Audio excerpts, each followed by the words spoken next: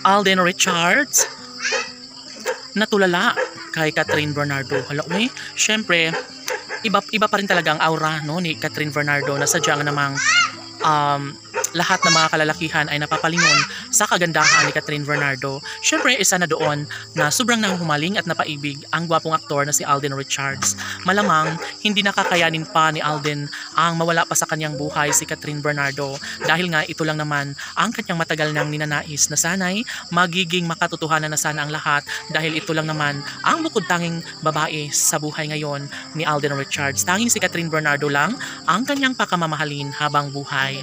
Of course, hindi na hahayaan pa ni Alden Richards ang mawala sa kanyang buhay si Catherine. Of course, masaya ang taong bayan sa mga puntong ito, dahil dapat lamang napatunayan ni Alden at Catherine ang kanilang tunay na damdamin sa isa't isa. Marahil nahihirapan si Alden na tutuhanin ang lahat sa mas lalong madaling panahon, at ibibigay lamang ni Alden Richards ang lahat ng magandang pagkakataon tungo sa kanyang kasaganaan at kaligayahan na kanyang hinahangad para kay Catherine Bernardo.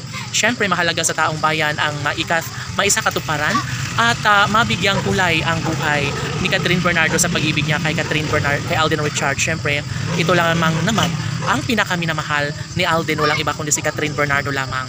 Marahil marami ang hindi makakapaniwala sa mga pagkakataong dapat sanay sa mas lalong madaling panahon ay maikasal na si Alden at Catherine, ngunit sadyang